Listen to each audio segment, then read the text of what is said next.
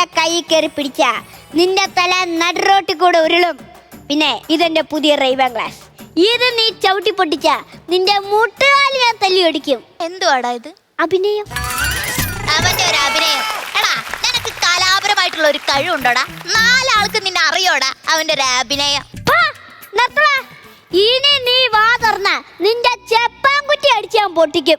നിന്റെ കൈയും കാലും കെട്ടിയിട്ടുണ്ട് കൊച്ചി കാരി കൊണ്ട് തള്ളും. എന്റെ പെങ്ങളുടെ കഴുത്തി കിടക്കുന്ന താലിമാലയുടെ ബന്ധം ഞാനങ്ങ് മറക്കും. കേട്ടാ ആളിയ? അളിയ എങ്ങനെയുണ്ടല്ലോ എന്റെ അഭിനയം? അഭിനയായിരുന്നോ? എന്റെ ജീവൻ ഇപ്പൊ പോയനെ. എന്റെ ദൈവമേ. എടാ നീ ഇവിടെ അഭിനയിക്കാൻ വന്നതാണോടാ? അല്ല.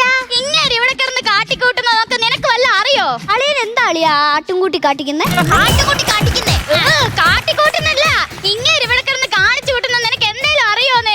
എനിക്കൊരു സ്വസ്ഥത തരത്തില്ല. ஒரு வாட்டி ஒரு முடிவு பண்ணிட்டா என் பேச்சு நானே கேட்க மாட்டேன். മാട്ടയാണെങ്കിൽ അത് നീ തന്നെയാ. ആളിയെന്തോ അളിയൻ രാവിലെ എന്തോ കഴിച്ചത്? പുട്ടും തെറിവയറും. പുട്ടെന്തിനാ അളിയാ തെറി പറയുന്നേ? അയ്യോ പുട്ട് തെറി പറയുന്നല്ല, ഈ പുട്ടിന്റെ പേര് ഒരു പച്ച നിറത്തിലുള്ള ചെറുപയറ്. ചെറുപയറ് ചെറുപയറ്. എടാ നീ ഇങ്ങനെ തിന്നോന്നറിയാൻ വന്നതാണോടാ? അല്ല ചേച്ചി, എന്താണ് ഇവിടുത്തെ ശരിക്കുള്ള പ്രശ്നം? എടാ ഇങ്ങനെ എന്നോട് ഓരോന്ന് പറഞ്ഞ് എന്നെ കരയിക്കുക. അളിയാ എന്തിനാണ് അളിയാ ഓരോന്ന് പറഞ്ഞ് കരയിപ്പിക്കുന്നത്? എല്ലാം കൂടെ ചേർത്ത് ഒറ്റയടിക്ക് പറഞ്ഞ് ഒറ്റ കരച്ചിൽ തീർക്കാൻ പാടില്ല അളിയാ.